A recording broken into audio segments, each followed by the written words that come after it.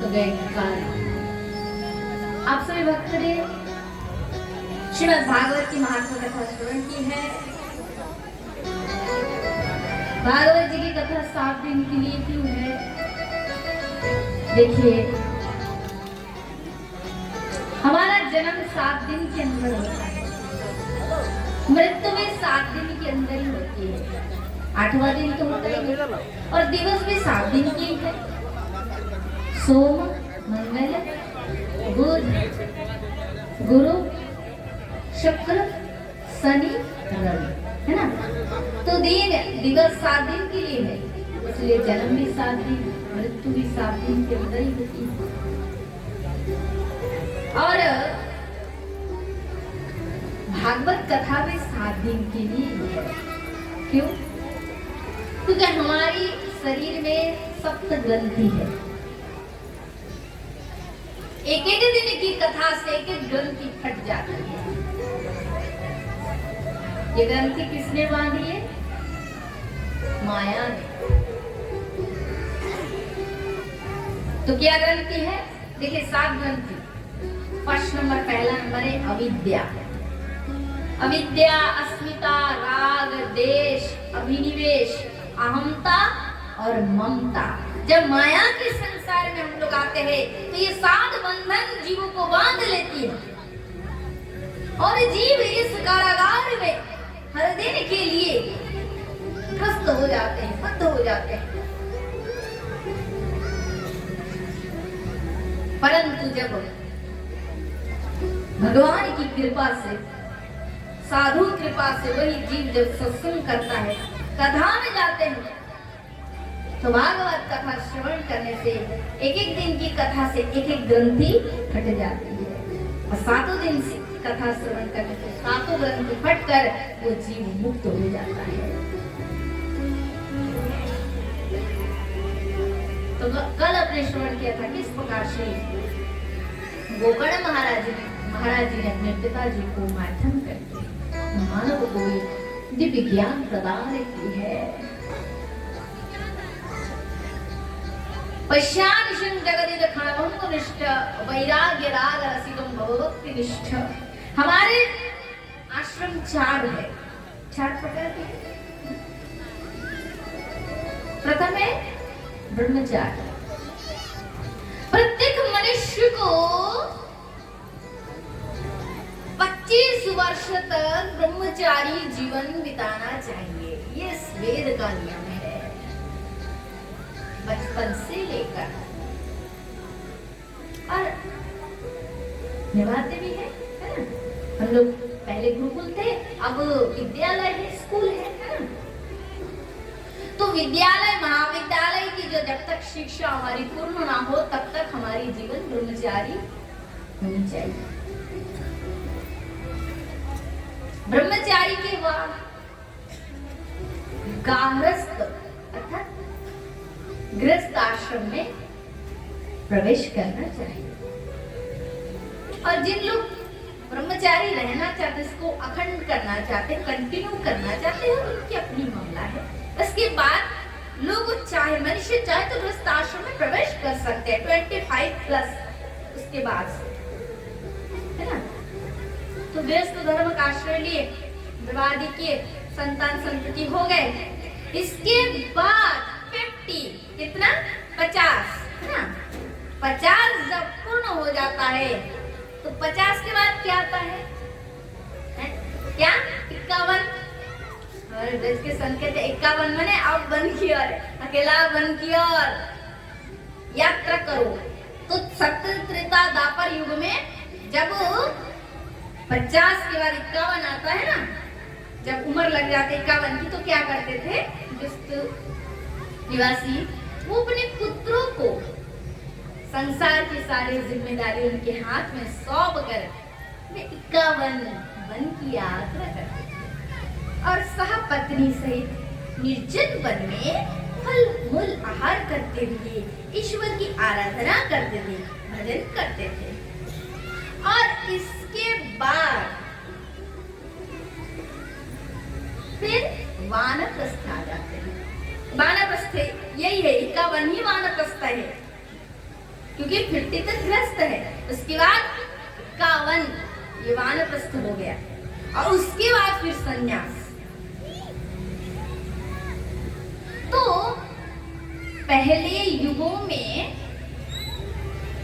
मनुष्य में सत्यता का, पवित्रता का, दया का, धर्म का बल ज्यादा था, इसलिए मनुष्य गृह त्याग करके वन में जा पाते थे। किंतु कलयुग के मनुष्य में वो सामर्थ्य नहीं रहा, धैर्य नहीं है, तप करने की सामर्थ्य नहीं है, खुदा तृष्णा सहने की सामर्थ्य नहीं है। इसीलिए संत महात्मा जन कहते हैं कि कलयुग में तो 50 के बाद 51 बन जाने की शक्ति नहीं है। बन जा सकते हैं, आजकल लोग जाते हैं, जब बेटा लायक हो जाए तो उनके हाथ में सब कुछ, अपना व्यवसाय जो भी है, खेती बाड़ी की जो भी उनका माने अपना जायदाद संपत्ति सौंप कर, आजकल के युगों में कोई बन नहीं जाते, उनमें शक्ति सामर्थ्य तो नहीं रहा। तो इसलिए संतों ने कहा कि एक काम करो, तुम मन को ही बन बना लो, मन को ही बन बनाओ। क्योंकि अर्जुन ने जब भगवान कृष्ण से प्रश्न किया था कि संन्यास किसे कहते हैं, संन्यासस्य महाबाहो तत्मिच्छामि तु व्याधितम्।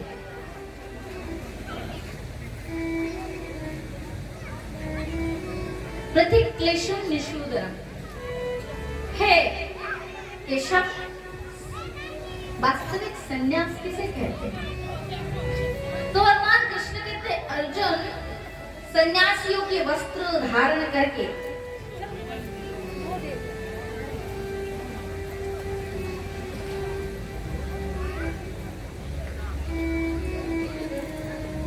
सन्यासियों के वस्त्र धारण करके वन में डोलने वाले मनुष्य, कोई भी मनुष्य से सन्यासी मांग सकते अथवा कह सकते हैं, किंतु मेरे विचार में काम्यनां कर्मणां न्यास्य सन्न्यास्य कवै विदु सर्व कर्मो फल त्यागं प्राहुस्त्यागं विचिक्षणा। तो भगवान कृष्ण कहते हैं मेरे विचार में काम्य कर्म अर्थात कामना युक्त कर्म का त्याग करना ही वास्तविक संन्यास है।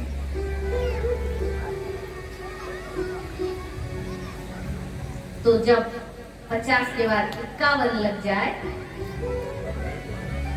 उस उम्र से हमारा वानप्रस्थ धर्म प्रारंभ होता है। तो आप कोशिश कीजिए कि धीरे धीरे अपने पुत्रों को सारी जिम्मेदारी, अगर वो सिखा नहीं है आपके काम तो उसको सिखाइए, समझाइए और धीरे धीरे उसके कंधे पे सौंप दीजिए और खुद उस जिम्मेदारी से थोड़ा हटके, मतलब उसको सिखाना है पर सामने उसको रखना है, आगे उसको चलाना है, पीछे रहना है, उसको जिम्मेदारी दे दीजिए और जिम्मेदारी से थोड़ा हल्का होकर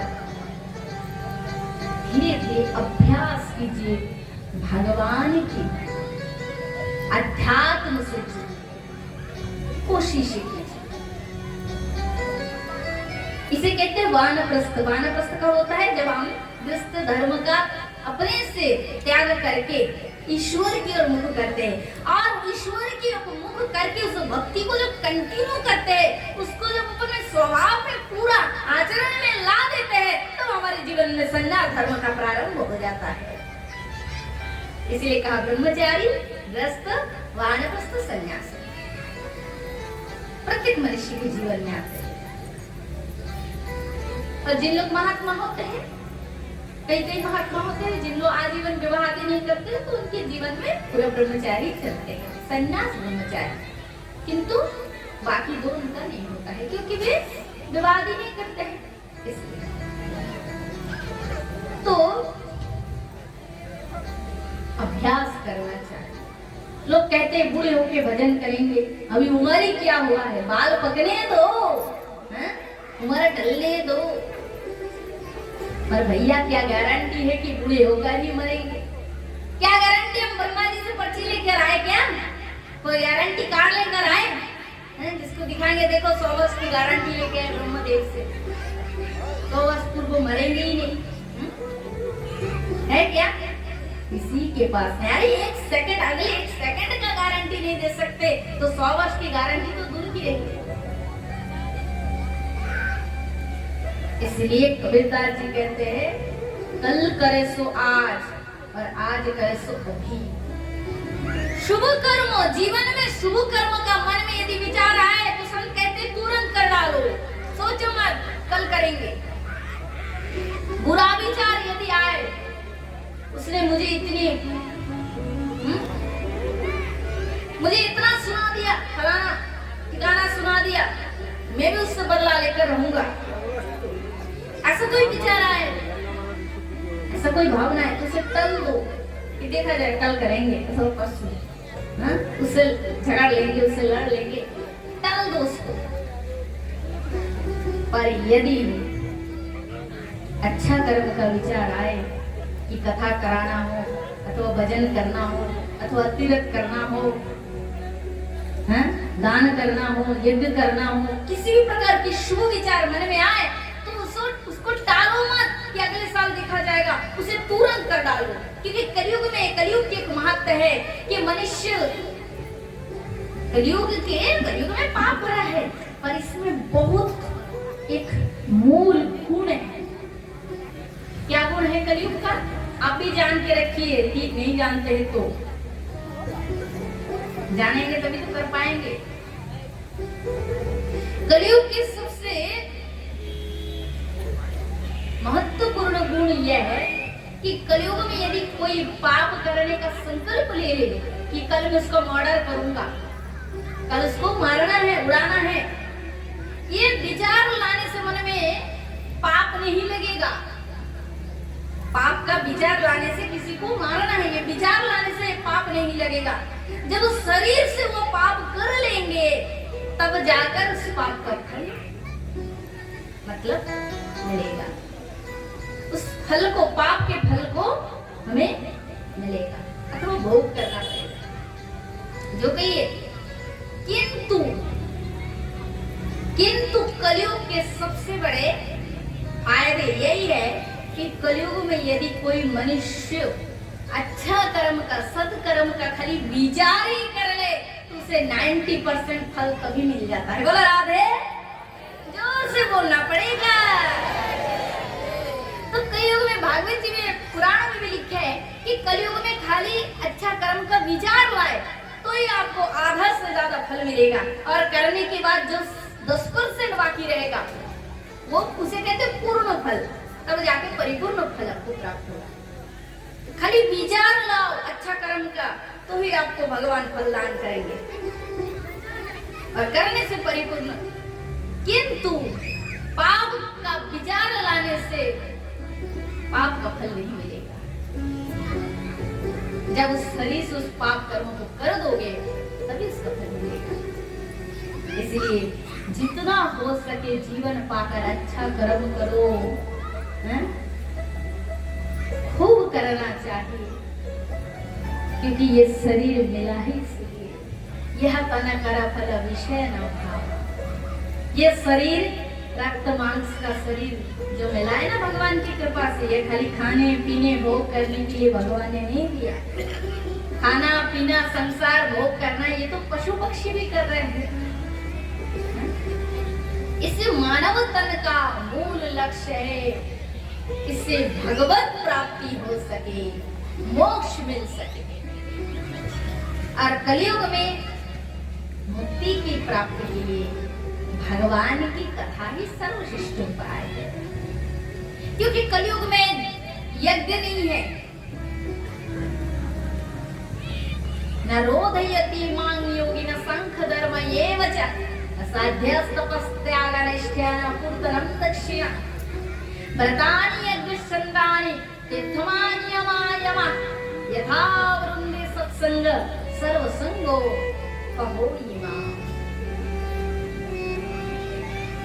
भगवान कृष्ण अर्जुन से, उद्धव महाराज से कहते, उद्धव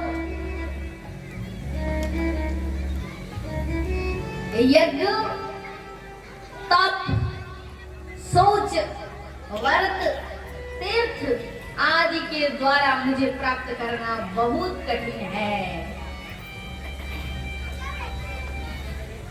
तो कौन से उपाय से भगवान का प्राप्त सहज हो जाता है? भगवान कहते हैं यथा वरुंदे सत्संग। सत्संग में जब भक्त बैठकर मेरी सुललित मधुर कथाओं को अति भक्ति पूर्वक श्रवण करते हैं तो सुनते सुनते उनकी कान से होकर मैं उनके हृदय में जाकर बैठ जाता हूँ। बोलो राधे। इसलिए खाली भक्ति पूर्वक कथा सुनिए। कोई टेंशन तो है नहीं है? कथा सुनने में कोई तकलीफ है क्या? कोई परेशानी है? कुछ भी नहीं। एकदम सहज उपाय बना दिए भगवान ने। न वन में जाओ, न सूखे पत्ते चबाओ, न सिर नीचा करके पैर ऊपर करके तपस्या करो, न नंगे पैर तीर्थ करो, ना ठंडे में पानी में बैठकर तप करने की आवश्यकता है, ना गर्मी में आग लगाकर उसमें खड़े होकर साधना करने की आवश्यकता है। कुछ भी नहीं। कलयुग में भगवान ने सरल उपाय कर दिया, इसलिए करना है। यही जो चीज है, यही जो आप कर रहे हैं, यही साथ में जाएंगे। हजारों लाखों हम बैंक में जमा कर रहे हैं, कुछ भी जाएगा साथ? कुछ भी नहीं। इसलिए अर्थ कमाते कमाते, हाँ जीवन है तो अर्थ चाहिए, मैं ये ना नहीं कहूंगी। भूख लगे तो भोजन चाहिए, सर्दी लगी है तो स्वेटर कंबल चाहिए, गर्मी लग रही है तो पंखा चाहिए। शरीर के लिए अर्थ की आवश्यक है, परंतु आत्मा कल्याण के लिए परमार्थ की भी आवश्यकता है। और परमार्थ को कमा लगे तो इस मायामय संसार में ये शरीर बार बार मिलने की पाने की आवश्यकता नहीं। और यहाँ आकर बार बार ये जो जीव कर्म कर रहे, कष्ट भुगत रहे, लड़ाई कर रहे, जीवन युद्ध जो कर रहे हैं, युद्ध कर रहे हैं ना, ये युद्ध से फिर जीवों को हर दिन के लिए छुटकारा मिल जाता है। इसलिए भजन करो भाई, ये मेरा दोस्त मिटाइए। बड़ा सुंदर भजन है, कितना करते हैं।